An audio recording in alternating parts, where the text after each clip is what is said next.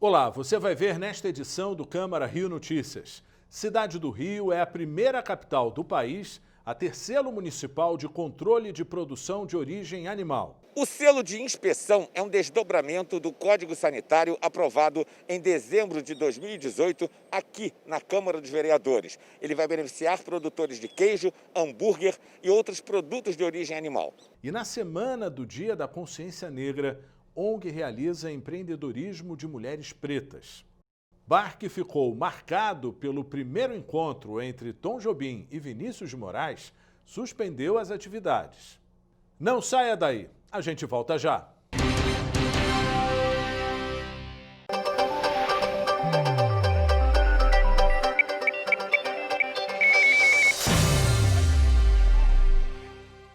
Combate às fake news. O crescimento das fake news ou da desinformação é uma realidade. O crescimento vem ocorrendo.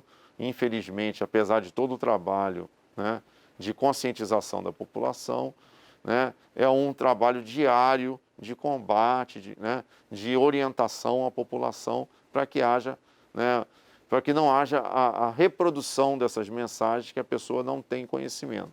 Agora, o Tribunal Regional Eleitoral tem dado todo o apoio aos juízes, nos seus municípios, no sentido de ter montado uma equipe de inteligência, para que possa, de alguma forma, auxiliar a busca desses fatos, a busca, o combate a essa prática. Não há a nossa pretensão de exaurir com as fake news, não há a nossa pretensão de finalizar, impedir que isso aconteça, que nós sabemos que a internet é um território hostil e um território muito vago, muito grande, de informações, mas a tentativa do tribunal é de trabalhar com inteligência, auxiliando, dentro do possível, os juízes, e também os cartórios eleitorais no combate e na redução dessa prática. Nós montamos, então, uma equipe de inteligência, como já disse, que dá esse apoio. Então, os juízes decidem, muitas vezes, remetem essas decisões a essa equipe de inteligência, para poder haver um contato mais rápido com as mídias sociais, o Facebook, Instagram, WhatsApp, quer dizer, já há um contato direto do tribunal com essas empresas. Toda vez que os juízes decidem, em cada município, isso é encaminhado aqui para essa equipe de inteligência que já faz o contato para retirar do mais rápido possível do ar desse tipo de comunicação, uma comunicação mentirosa, uma comunicação que seja, cujo conteúdo não é reconhecido. Além disso, também há um trabalho de inteligência para auxiliar na investigação dessas mensagens.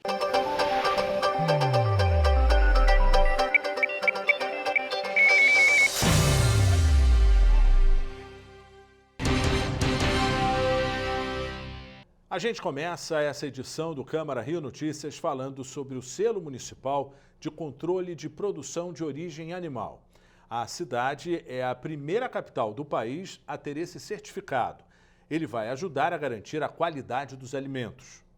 Esse restaurante no bairro do Grajaú, na zona norte do Rio, foi o primeiro estabelecimento da cidade a ganhar o selo de inspeção municipal para produtos de origem animal. O proprietário também fabrica linguiça artesanal.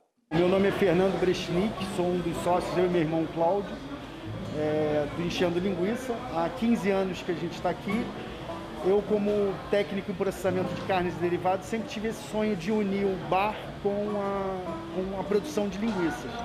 E agora esse momento inovador da vigilância sanitária do município do Rio de Janeiro é a conquista de um sonho, porque a gente sempre acreditou nesse projeto e poder fazer as nossas linguiças, que são linguiças de qualidade, e que o cliente que vem aqui e coma o nosso petisco tenha a possibilidade legalmente de levar para casa, e a hora que ele quiser fazer em casa, num churrasco, enfim, levar para um amigo, a gente vai estar podendo fazer isso de uma forma legal. O selo de inspeção é um desdobramento do Código Sanitário aprovado em dezembro de 2018 aqui na Câmara dos Vereadores. Ele vai beneficiar produtores de queijo, hambúrguer e outros produtos de origem animal. O selo também é uma garantia jurídica para os produtores. Existem 3 âmbitos de controle que são os tanques. O ambiente de cada um deles e os entes que controlam esses ambientes, eles controlam em função do âmbito de comércio. O critério utilizado pelo legislador é o âmbito de comércio. Então, se o empreendedor ele está instalado no Rio de Janeiro e pretende vender seus produtos apenas no ambiente do Rio de Janeiro, ele tem que ter inspeção do SIM, Serviço de Inspeção Municipal, que não existia. Foi criado através do Código Sanitário que a Câmara dos Vereadores votou por unanimidade, né, e aprovou por unanimidade.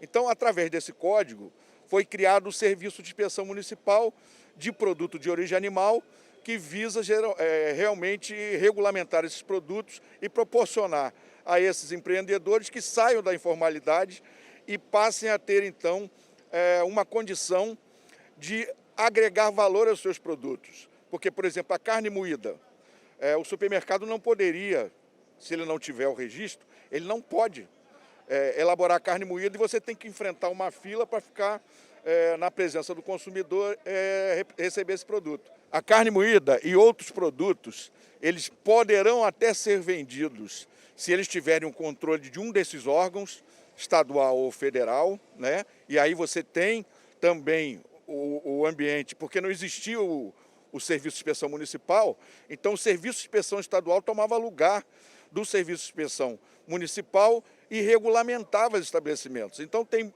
alguns supermercados ainda que têm controle através do Serviço de Inspeção Estadual. Então por isso você vê alguns estabelecimentos com carne moída, pré-moída, vendida nas gôndolas. Porém, para a maioria dos estabelecimentos, ainda não existia, porque eles não eram legalizados junto ao Serviço de Inspeção Estadual e, portanto, agora eles têm a oportunidade de localmente, de uma forma desburocratizada, conseguir essa legalização através da regulamentação desse Código Sanitário. E como as pessoas fazem para conseguir esse selo? Bom, existe um portal, chama Portal Carioca Digital, que o interessado ingressa e aí tem todo um passo a passo dentro do sistema do Cisvisa que ela vai percorrer e vai solicitar primeiro uma visita ao estabelecimento para a gente verificar se há as condições mínimas necessárias para essa autorização. E aí, inclusive, estou vindo de uma delas, né? E aí, seguindo aquele passo a passo que está no Carioca Digital e, respectivamente, no site também da Subvisa, né, que tem todo um caminho para percorrer e toda a legislação que a pessoa tem que estar balizada para poder se condicionar-se a receber o selo. A Pfizer anunciou que, após uma análise final dos dados dos ensaios clínicos, a vacina contra a Covid-19 foi 95% eficaz. O próximo passo é solicitar a primeira autorização regulatória dos Estados Unidos para uma imunização contra o coronavírus. A fase de testes reuniu quase 44 mil voluntários. E na semana que marca o Dia da Consciência Negra, você vai ver uma entrevista que mostra o trabalho da ONG Favela Mundo. Ela realiza oficinas gratuitas para promover o empreendedorismo de mulheres pretas.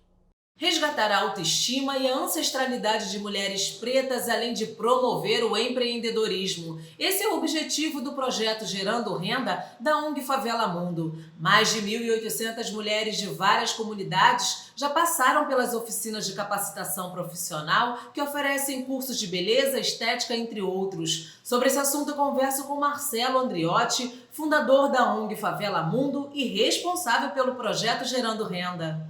Marcelo, eu quero já agradecer pela sua participação e perguntar para você como surgiu a ideia de fazer oficinas para as mulheres pretas. Oi, Luciana, tudo bem? Obrigado pelo convite. Então, o Arte Gerando Renda ele surgiu em 2014, mas ele surgiu da demanda das mulheres das próprias comunidades por onde a gente passava, né? O Arte Gerando Renda ele é um projeto social da ONG Favela Mundo. O Favela Mundo surgiu em 2010 com aulas de teatro, música e dança para as crianças e jovens, né, a partir dos 6 até 18 anos. E no decorrer das aulas, as mães levavam os filhos e acabavam ficando para participar, né, assistir às aulas, e ficavam encantadas com essas atividades e pediam atividades para elas também. Num primeiro momento, a gente fez as atividades, as aulas de dança para as mães, foi um sucesso, mas a gente começou a pensar, poxa, se eu tenho uma mãe, se eu tenho uma pessoa com tempo livre e querendo, né, uma atividade, por que ao invés de dar uma atividade artística, a gente não desenvolve oficinas de capacitação profissional, né, para que elas possam aumentar a renda familiar ou então que possa ser a renda principal delas. E aí a gente começou a fazer pesquisa dentro das comunidades onde a gente estava, quais eram as oficinas que elas mais queriam. E aí surgiram, né, como sempre, o maior sucesso sempre são as oficinas de maquiagem e de cabelo. E começou assim, né? A gente sabe que as comunidades elas são povoadas basicamente, principalmente pelo povo preto, que tem, né, sempre as condições muito piores de trabalho, né? Precisam ter esse olhar especial e a gente começou a desenvolver essas atividades. Então, em 2014, surgiu o Arte Gerando Renda da maneira como ele é hoje.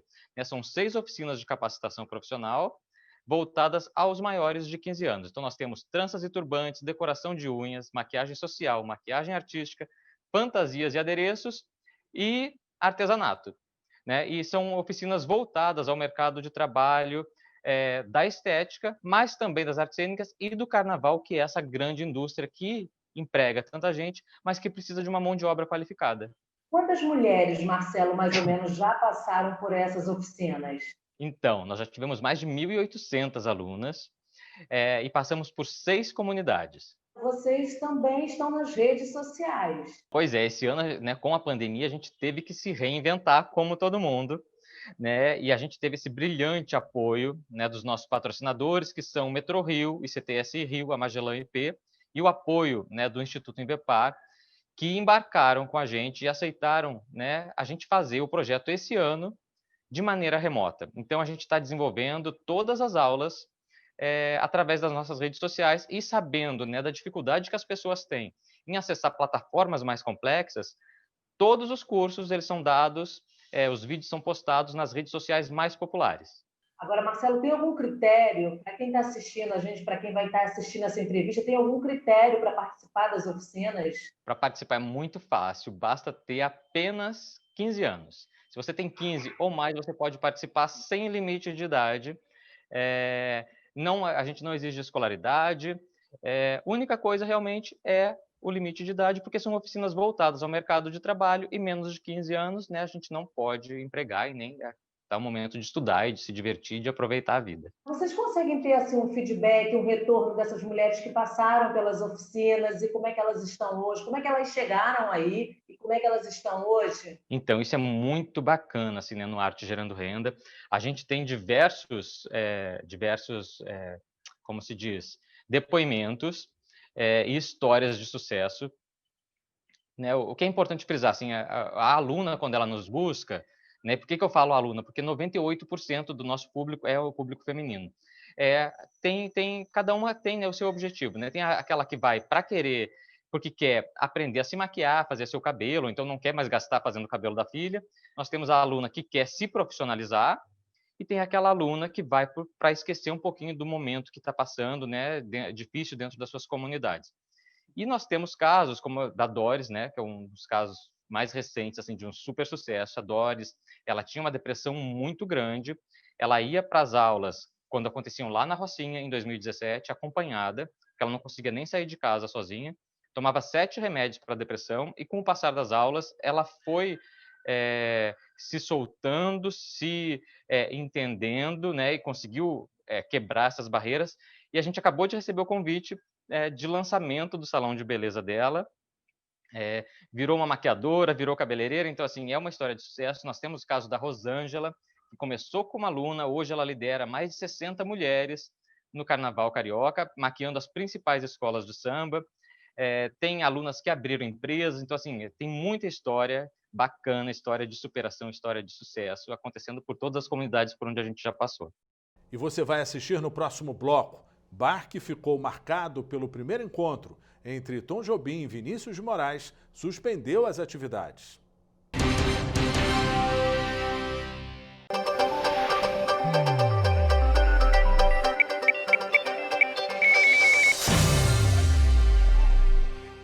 Campanha nas redes sociais. Nas redes sociais, a campanha ela pressupõe uma certa liberdade. Pressupõe a ideia de que o eleitor vai buscar a informação, né, na rede social, vai buscar informação na internet. Por conta disso, a ideia é que haja uma maior liberdade. O eleitor, então, vai buscar, procura, né, o seu candidato de interesse, procura o debate de interesse, e é por isso que o Tribunal Superior Eleitoral e os tribunais regionais eleitorais, né, dão uma maior liberdade na propaganda na internet. As críticas são permitidas, é claro que não pode haver ofensa à honra, não pode haver também fake news, né, ou desinformação, mas a ideia é que haja o debate de ideias, a liberdade de pensamento, para que o eleitor possa discutir aquilo que ele entenda pertinente. Então, na internet, né, a internet admite a propaganda é gratuita, não pode ser paga. Tá? Admite-se também o impulsionamento, que é uma grande controvérsia, né? Inclusive, mesmo agora no período de propaganda autorizada, que há permissão para esse impulsionamento. Né? Há uma discussão hoje, né, doutrinária, inclusive, como esse impulsionamento deve ser feito, mas o fato é que é permitido que o candidato pague, embora a propaganda na internet seja gratuita, que o candidato pague para ter a sua comunicação ali turbinada, vamos chamar assim. Ela é potencializada, que aqueles internautas que não receberiam aquela propaganda na internet, com o impulsionamento, receberão. Isso tem muita crítica, né, na jurisprudência, tem muita crítica até mesmo entre os estudiosos do direito eleitoral, mas há autorização legal desde 2017 para a utilização do impulsionamento, que é ainda controverso, mas ele é permitido. Né? Então, a regra é que a propaganda na internet é gratuita, admitindo apenas o impulsionamento nesse período onde a propaganda está já autorizada, né, até as eleições.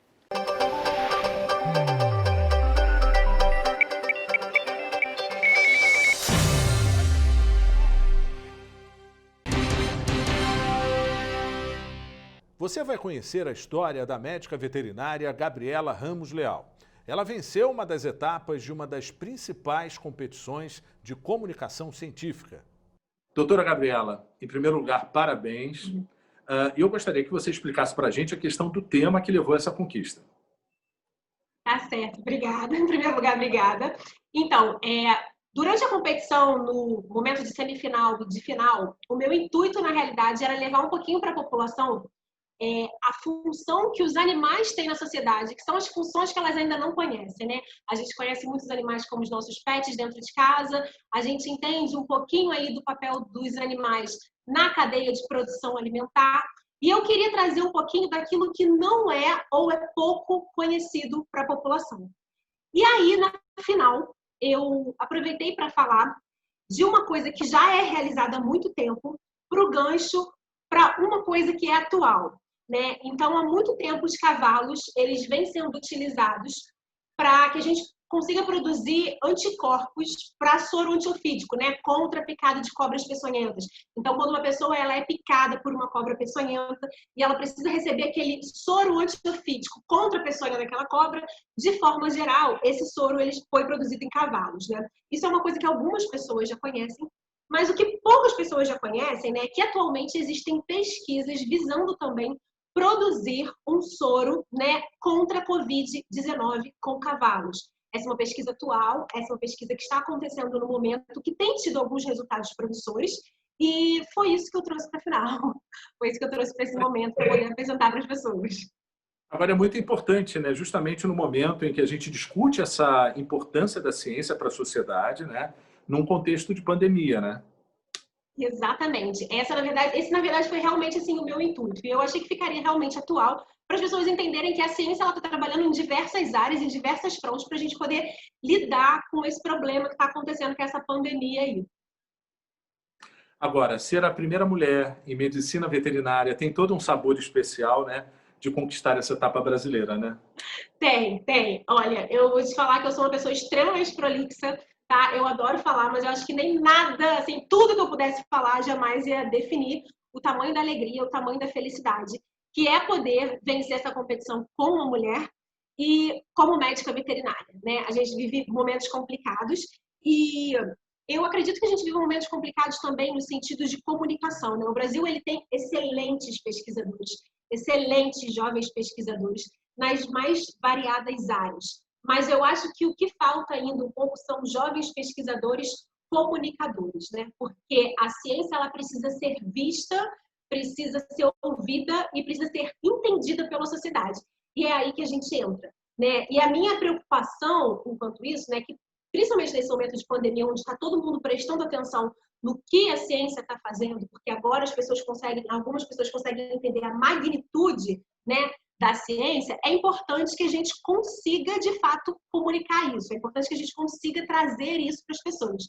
E, recentemente, né, falando agora um pouquinho como médica veterinária, recentemente nós tivemos algumas colocações de algumas figuras públicas com relação à profissão por conta da nomeação de um médico veterinário no departamento de imunizações, né? Foram colocações assim bem severas, em tons de piadas, por alguns políticos, né? Por alguns atores, por pessoas de fato conhecidas, pessoas que são capazes de influenciar, né? E aqueles comentários, eles foram feitos e eu fiquei bem chateada na época, mas aí eu parei para pensar que, de fato, as pessoas não entendiam, né, a função do médico veterinário em certos cenários, quando se trata de ciência, quando se trata, inclusive, de imunização. E isso é um pouco de culpa nossa que não comunica, um pouco de culpa nossa que, de repente, não busca comunicar melhor para que essa importância ela seja vista, para que essa importância ela seja conhecida. Então, além de querer trazer a importância dos animais, que é uma coisa que eu amo para a sociedade de forma geral, além de poder falar um pouco de como a gente está trabalhando nessa pandemia, eu queria trazer também um pouco de como a medicina veterinária ela é, sim, importante naquilo que se refere à imunização. Bom, na prática, você precisou explicar um conceito científico, né? Levando em consideração 3 aspectos: conteúdo, clareza e carisma, né? Isso, como é que foi na hora para você fazer? Ai, desesperador, porque, de forma geral, essa competição ela acontece de forma presencial, né? Então, você vai estar num palco, afinal, principalmente, né? Você está num palco e você tem toda uma audiência te observando. E agora que a gente está vivendo esse momento de pandemia, onde tudo passou um pouco para o campo virtual, é um pouco difícil, porque você faz aqui, assim, dentro desse quadrado, né? E você não está conseguindo ver a expressão das pessoas, como aquelas pessoas elas estão de fato conectando com você e se você está de fato conseguindo transmitir a sua mensagem. E isso, no momento da transmissão de uma mensagem, é muito importante, né? Você olhar aquele receptor ali e ver se você está conseguindo alcançar aquele objetivo. Então, só por aí eu já considero um desafio, né? E o objetivo do FENILAB é você trazer um conceito científico, né? Levando em consideração o conteúdo, a clareza e o carisma em 3 minutos, né?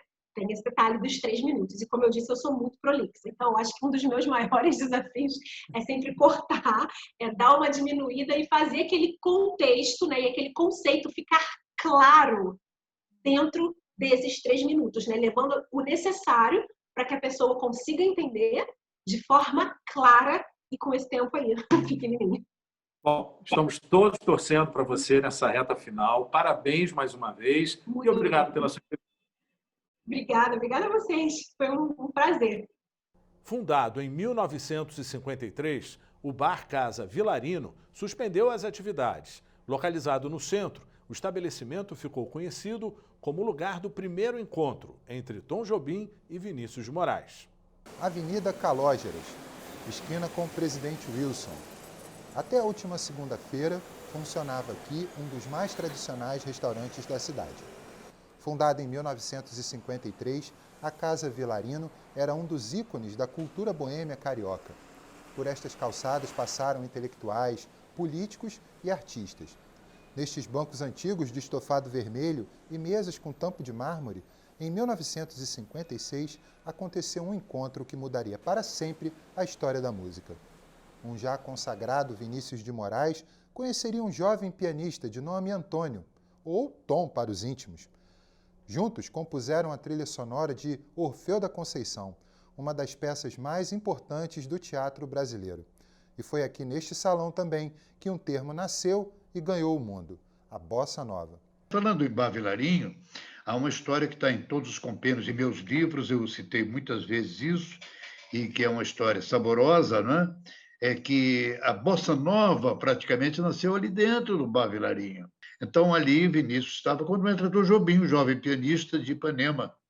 E aí o Lúcio falou, Vinícius, você que está procurando um parceiro para, enfim, musicar as suas letras e musicar a peça Orfeu da Conceição, e você vai fazer no Teatro Municipal daqui a mais 5 meses, eu estou aqui a lhe apresentar agora um jovem pianista que está muito ligado à nossa MPB, inclusive conhece as fontes da nossa música popular, e chama o Tom Jobim, apresenta Vinícius, e é ali que, a partir desse encontro, nasce tanto a parceria para Orfeu da Conceição, depois Orfeu Negro, depois Orfeu do Carnaval, com um momento importantíssimo, que foi a Bossa Nova, né? Mas nem todo simbolismo foi capaz de salvar o Vilarino da crise econômica agravada pela pandemia.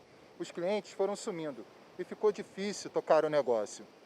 E não faltou luta. Depois de quase 5 meses fechada, a casa até reabriu em julho, respeitando as determinações de higiene e distanciamento social da prefeitura. Mas, com os funcionários das empresas ao redor trabalhando de casa e essa parte da cidade quase deserta, o movimento teve uma queda de até 90%. A casa sentiu o baque e, pelas redes sociais, comunicou o fechamento. Clientes e amigos lamentaram a perda. Hoje, essa notícia do Bar Vilarinho fechando-se é motivo de grande tristeza, de grande pena e de grande perda para a referência afetiva, amorosa, que todos temos, em geral, pela nossa cidade encantada, a cidade de São Sebastião. O aviso na porta diz que as atividades foram apenas suspensas. O carioca torce para que o Vilarino não seja mais um cantinho da cidade a fazer parte de um rio de amor que se perdeu. Enfim, era sempre um momento de alegria frequentar-se o Vilarinho. Eu espero que isso volte, que esse tipo de fechamento seja provisório. É tudo que eu rezo. E o Câmara Rio Notícias de hoje fica por aqui. Acompanhe a nossa programação nas redes sociais. A Rio TV Câmara está no YouTube, no Facebook, no Instagram e também no Twitter. Obrigado pela companhia.